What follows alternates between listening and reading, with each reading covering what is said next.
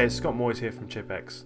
We've got a small but focused range of tools that are specifically designed for desktop CNC routers. We work closely with Vertigo Technologies out of Westport here in New Zealand, who manufacture desktop CNC routers, and our tools will work on any Makita based hobby machine, but desktop machines like this have certain specific requirements, and so we've designed the tooling to suit that.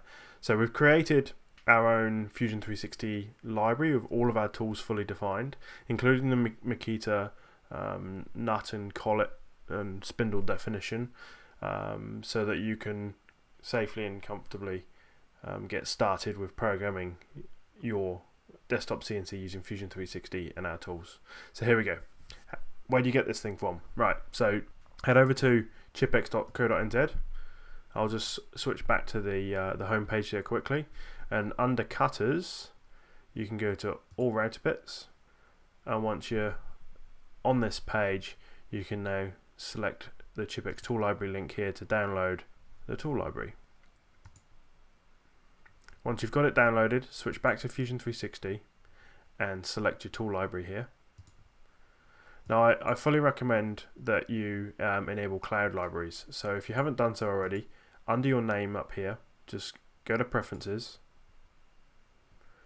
and then under CAM here, just make sure you've got enable cloud libraries selected. Then click OK, come back to your tool library, and then you'll see this cloud folder appear, and so now you can right click on that cloud folder and select import tool library. Now it's quite likely that when you downloaded that file that it ended up in the downloads folder here, and you can just type in tools at the top and you'll find the tool library. As you can see here, I've downloaded it twice, so I just need to make sure that I import the correct one here, and this is the latest one, and there I have it. So I've got the ChipX router tooling in here and all of the tools, and so each one of these tools has got the Makita trimmer holder assigned to it, and they've all been defined to match the physical dimensions of our tooling. Now if you want to reorder any one of these tools, you'll see that we have a hyperlink here, so you can click on any of them, click on the hyperlink, it will open up a web browser and take you straight to that tool, so you can purchase a replacement. Alright, so let's get started. How do we ideally program these tools for these types of CNC machines? So they're not the most rigid things in the world, so you do need to take cuts that suit the style of the machine. Now if we can load the tool up the axis of the tool straight into the Z axis, the more we can do that, the better. So shallower cuts feed fast.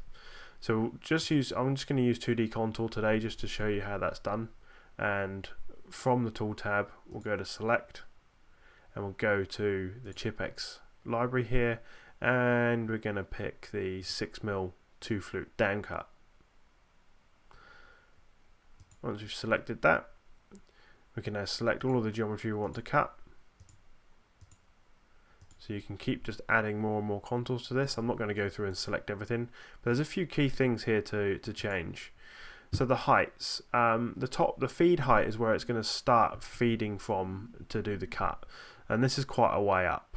So it's based on the top height, and this is the top height here, and the top height is equals to the stock top, which is a good place. So we don't really need it to start 5mm above that. 2mm is better. On the passes tab, we really don't need to do anything, and then on the linking tab here, we want to turn off lead out, and we can actually turn off lead in as well, but we do want to turn on ramp. Now the ramping angle doesn't matter so much, and it's a maximum ramping angle, so I'm just going to set it to 10, but the key thing here is I never want to exceed a maximum ramp step down of 2mm, and this ramp clearance height is the height above the top height where their ramp will start, and we do not need it to be 2.5mm. We can just make it something like 1. If you want to be safe in the beginning, leave it at 2.5 and go from there. And when we click OK, we'll see now that we've got this tool path that's continually ramping down all the way down to the final depth. And because we turned off our lead outs and lead ins, the tool stops at the end here and immediately comes back up without trying to lead out and move sideways, which you don't want it to do when you're cutting this out of a sheet of plywood, because you might break your tool. So we have a quick look at the simulation here, and we'll turn on our stock and hit play, and we can see that now it's starting to cut. So you can see why you want to keep this as close to the top of your stock as possible, because if it's too high, your feed height is too high, then it's going to be cutting fresh air for a long time until it actually starts cutting the plywood or the plastic or whatever it is you've cut. We can see we've got some issues down here, all these red marks that's saying that our shaft's colliding with the stock, because our tool, the tool that I've selected here, is too small for the thickness of this material. So hopefully that gives you what you need to get started. Obviously this is just for sheet stock that I've given this tutorial for. But yeah, have fun guys. If you've got any questions, specifically for the Vertigo machines at least, just fire away on the Vertigo Makers group. There's lots of people there who can help.